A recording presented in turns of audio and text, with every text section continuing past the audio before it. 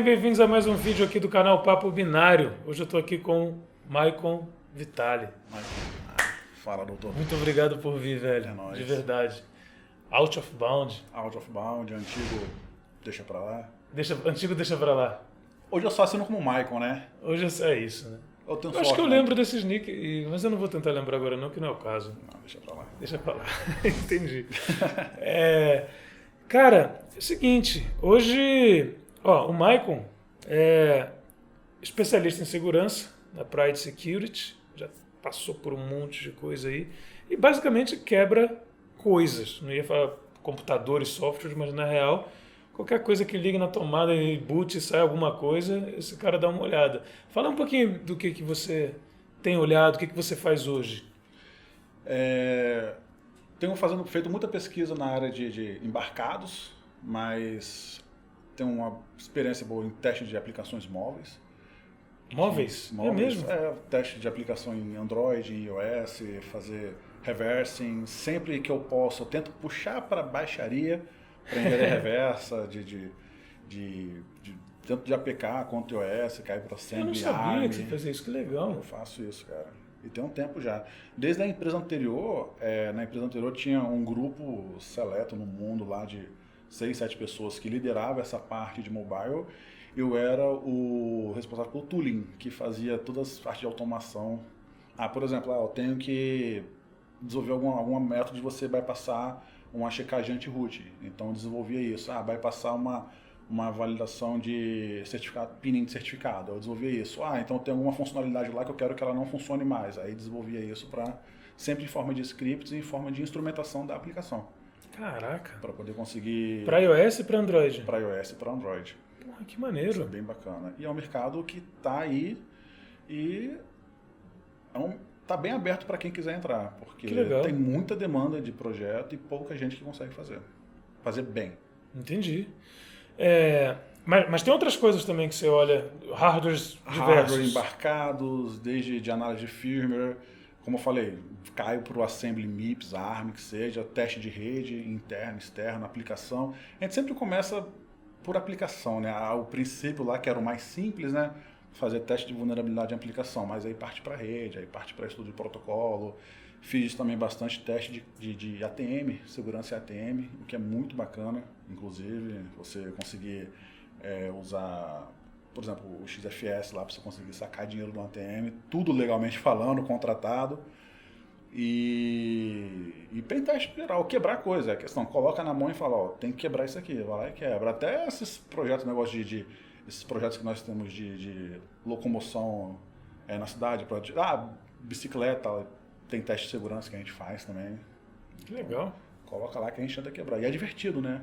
O mais bacana, que eu acho muito divertido. Porque vocês atacam o dispositivo, quebra, né? Você vai lá, quebra, vê, baixa firmware, sei que lá, faz reversa e tal, para poder avisar a galera, né? Quem está fabricando, quem está usando e tal, para melhorar a segurança. Exatamente. Né? Muito legal. Antes que alguém mal intencionado faça. Né? Com certeza. É porque é aquilo, quando fala em segurança, temos que ter a galera que ela é responsável por proteger, entender a organização, e temos aquela galera que para poder falar se está seguro ou não está seguro. Tem que averiguar, entendeu? Lógico. E, por exemplo, eu quando eu era professor, eu defendia sempre a ideia, eu argumentava sempre que atacar é muito mais fácil do que proteger.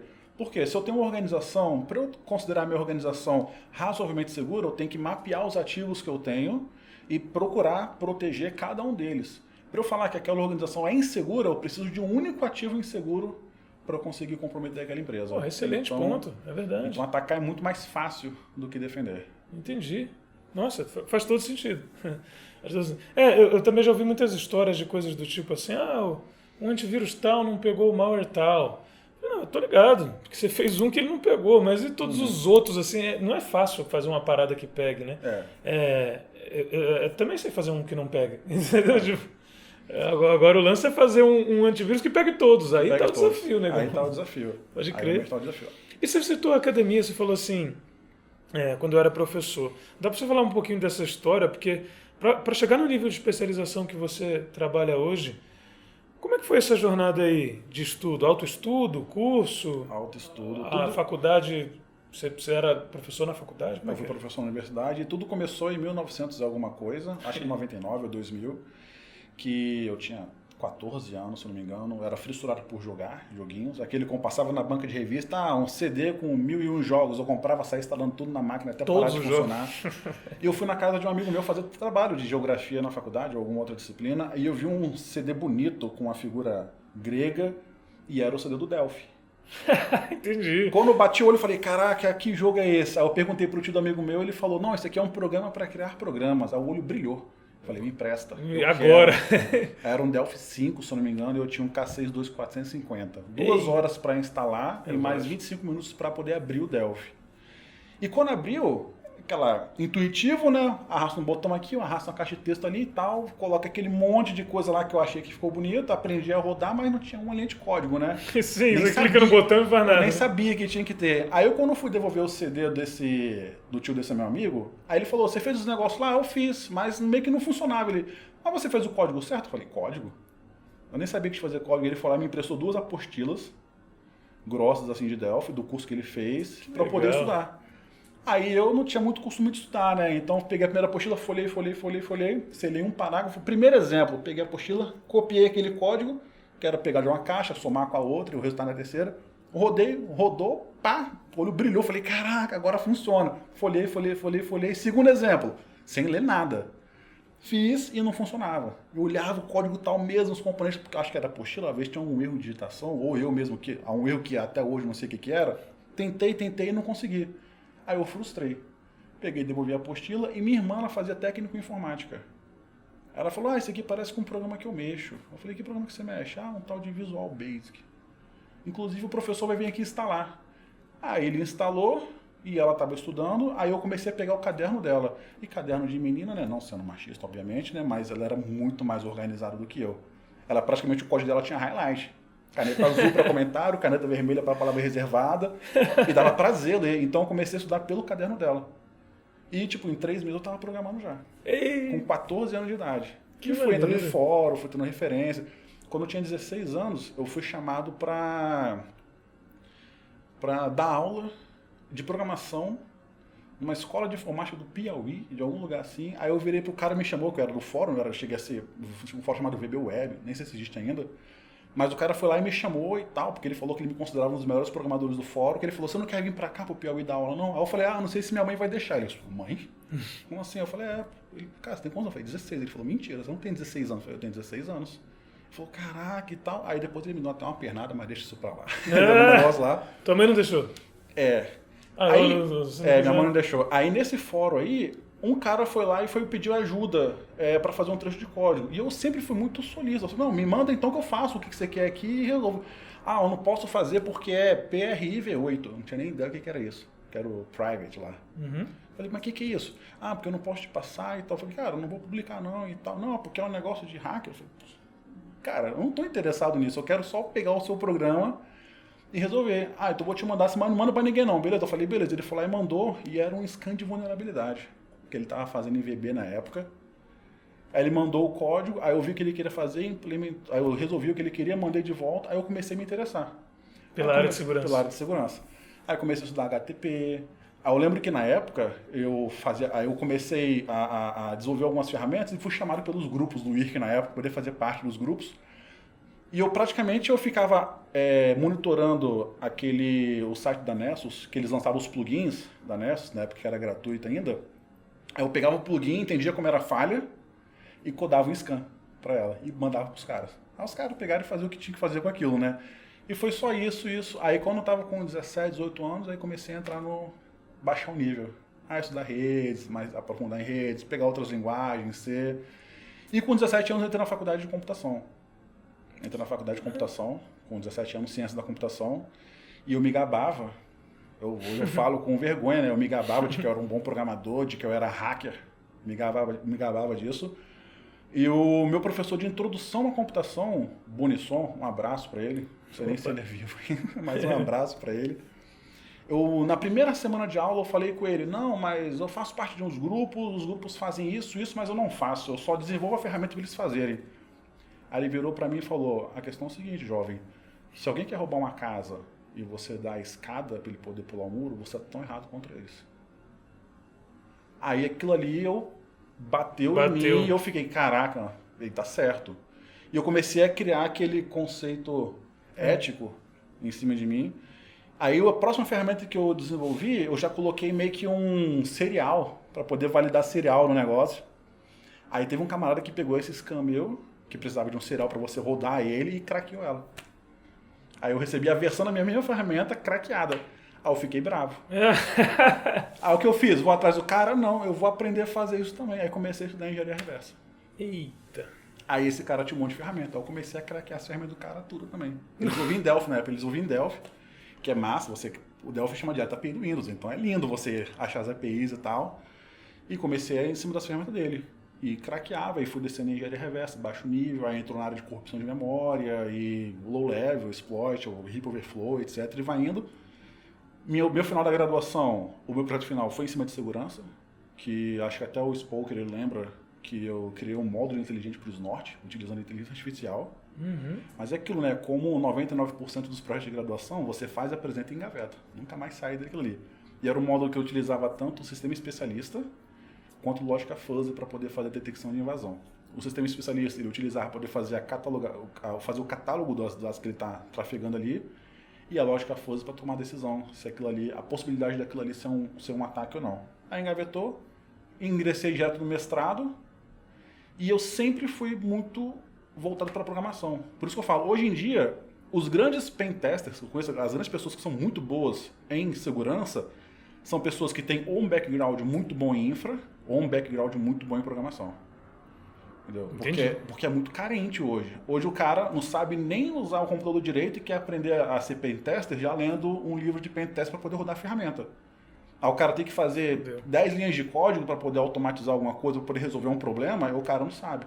O cara não sabe fazer uma sequência, sei lá, de Nmap com side grep, fazer um seed e tal, os negócios para poder conseguir parsear a saída. Os caras não sabem fazer. Se não tem uma ferramenta pronta, o cara não sabe. E é o que você fala, né? Você chuta uma árvore e cai 15 pentesta dela. Agora quem dali é bom mesmo, né? É difícil. Aí eu estou aí. Meu primeiro emprego foi na área de segurança. Foi quando eu terminei o mestrado, porque eu sempre fui programador. Sempre eu segui a área de programação, que eu sou de Vitória. No Espírito Santo, e o mercado lá nunca teve muito mercado assim, na área de tecnologia, na área de segurança. Então eu sempre fui programador, e um grande emprego que eu tive, que eu achei muito bom e aprendi muita coisa, foi com automação ferroviária. É mesmo? Eu desenvolvi sistema de automação ferroviária, eu desenvolvi sistema de comunicação PLC, e eu mexia praticamente em duas partes, que era a parte do painel gráfico, que era em OpenGL, ó que da hora, cara. Era em OpenGL, painel gráfico. E aí usando C? E usando C, C++. Só fazendo os cálculos lá, fazendo tipo a parte algébrica do negócio, poder desenhar um painel, os componentes. E a parte que a empresa chamava de interface de campo, que é a parte que comunicava com os PLCs. Modbus? Não. Cara, tudo. Porque tinham vários clientes. Então, por exemplo, a Siemens tinha um projeto, e aí o projeto lá na Via, lá tinha um SICA 7, que é um PLC da Siemens, aí eles mandavam documentação em alemão do protocolo que é fechado. Eu tinha que ler aquela documentação, traduzir no inglês porco lá, para poder implementar o protocolo para o sistema de controle conseguir comunicar com o PLC. Uau. Isso dá um background muito bom para fazer teste de automação, porque eu sei como é que funciona, eu sei quais são as fragilidades, entendeu? De PLC, desse protocolo Modbus, SICA 7, esses protocolos de automação, ISC escada, né? E quando eu estava nessa empresa, gostava muito lá, porque a aplicação utilizava tudo que o pessoal não gosta na faculdade, que na área de programação utilizava multithread, semáforo, mutex, sockets, fazer comunicação serial, comunicação em socket, implementar um protocolo que é fechado. Sim, você lê a especificação e implementar o protocolo. Animal.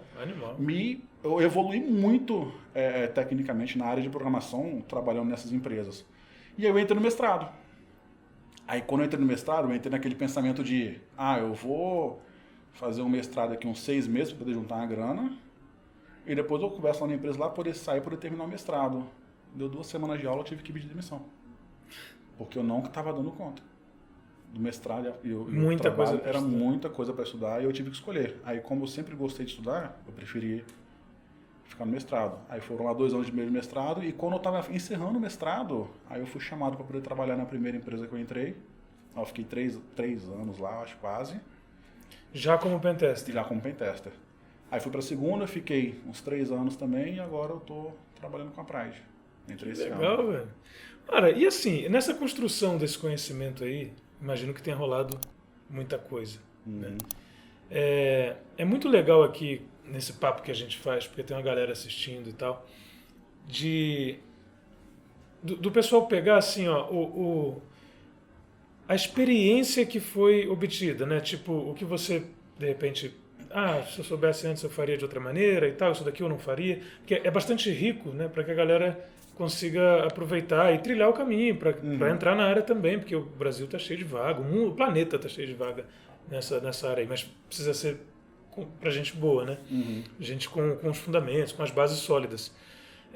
O que você diria para essa galera assim, ó, de caminho hoje para estudar, para chegar num nível assim que possa trabalhar como um code breaker ou um breaker, não é nem só código, né, mas um quebrador aí, como você faz hoje? Cara, eu valorizo muito, como você falou, a parte da fundamentação.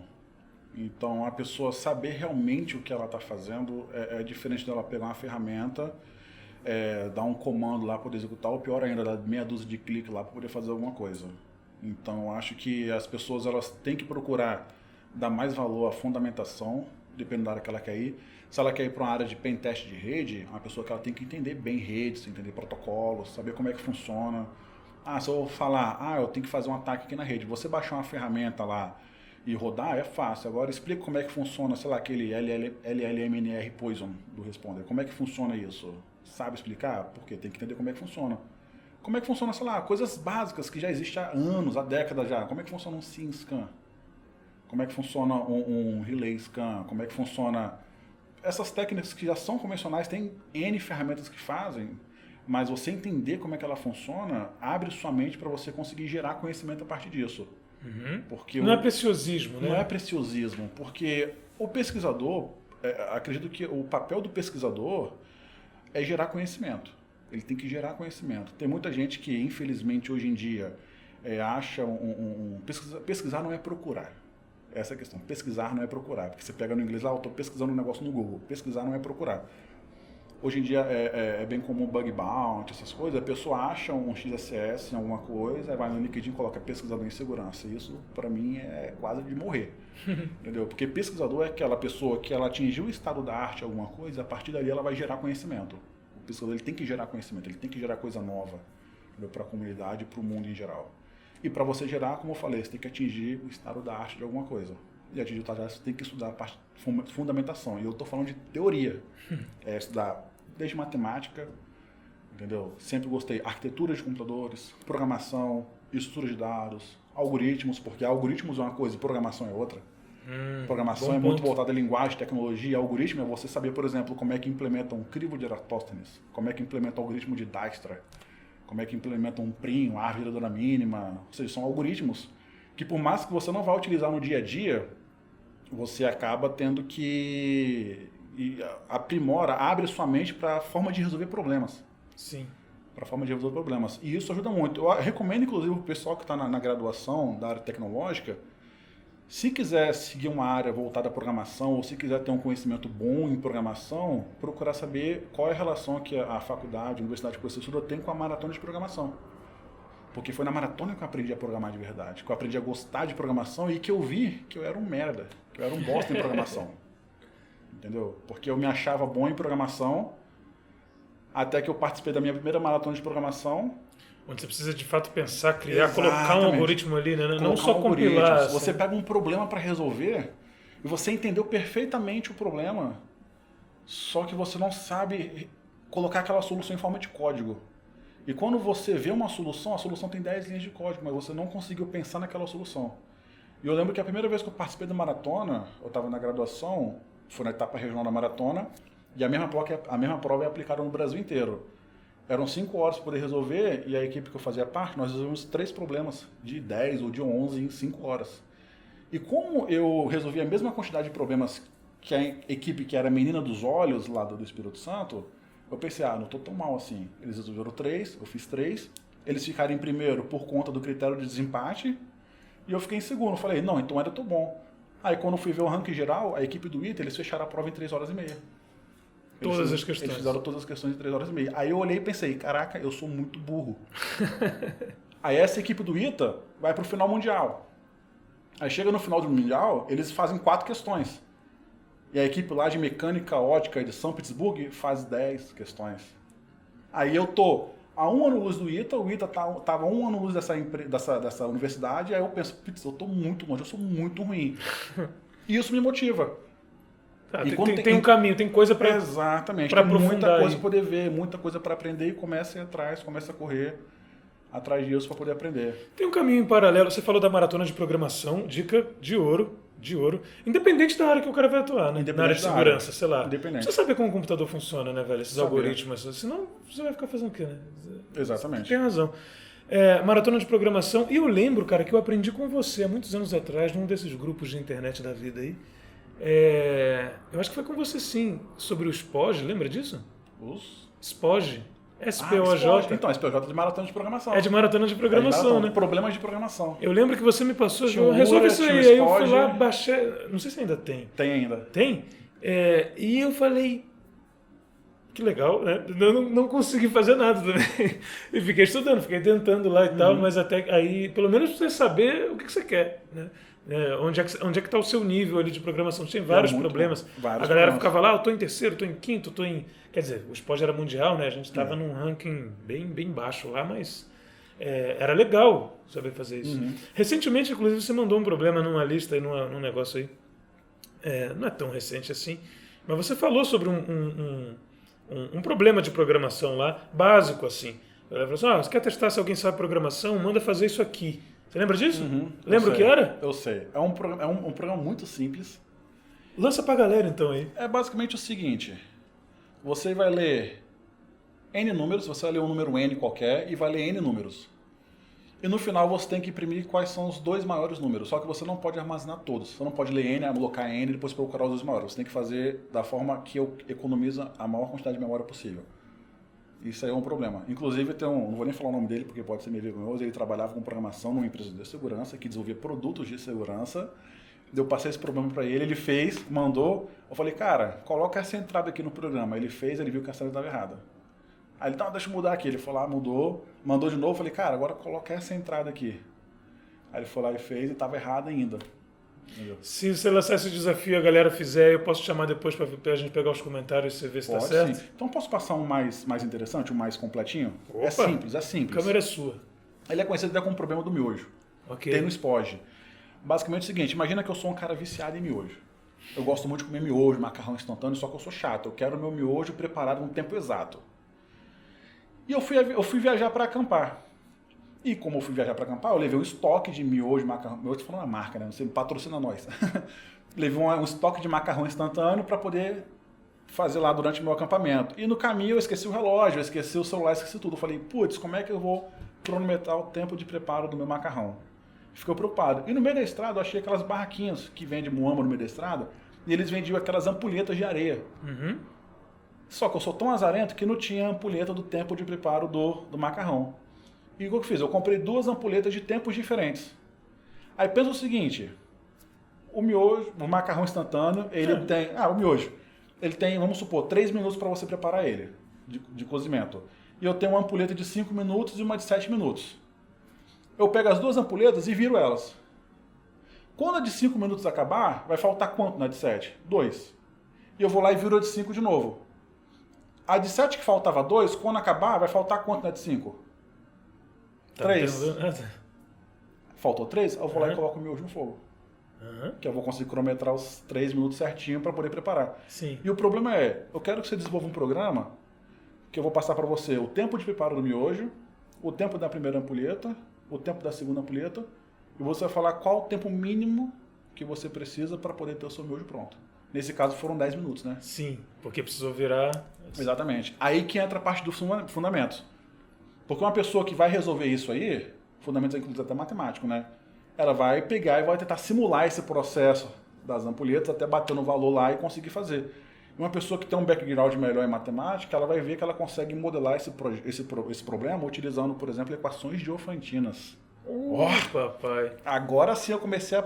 Isso é baixaria, né? Isso é baixaria. E modela o problema e resolve ele de maneira praticamente linear. Então, quem resolver essa parada aí, jogar aí nos comentários e se tiver certo, a gente vai mandar um pacote de macarrão instantâneo. Um pacote de pro seu miojo. endereço. Uma caixa. O primeiro, senão... O primeiro que resolver, senão, nossa, ainda bem que você me lembrou. O primeiro que resolver. A promessa, o primeiro que resolver vai ganhar um brinde de macarrão. Pacote de miojo. Porra, muito bom, cara. Tá aí, para um problema legal para você ver como é que tá o seu nível em programação. Isso é bom. Cara, obrigado pra caramba. Obrigadão, valeu cara. mesmo. Acho que vai ser muito útil esse papo pra galera entender que a solidez dos fundamentos é super importante e agora já tem até uma maneira de aferir. Vou deixar os links aí, Spod, essas coisas todas. Beleza. Bom, você curtiu? Dá aquele like aí. Michael veio aqui falar pra gente, falar pra vocês sobre esses fundamentos, a importância disso para trabalhar com o que ele trabalha, por exemplo. E compartilha, se inscreve no canal, ativa o sino, apoia a gente, mentb.in/apoie, para a gente continuar trazendo essa galera animal que vem dar entrevista pra gente aqui, que na verdade é para vocês. Beleza? Um abraço, tchau, até a próxima. Valeu, galera.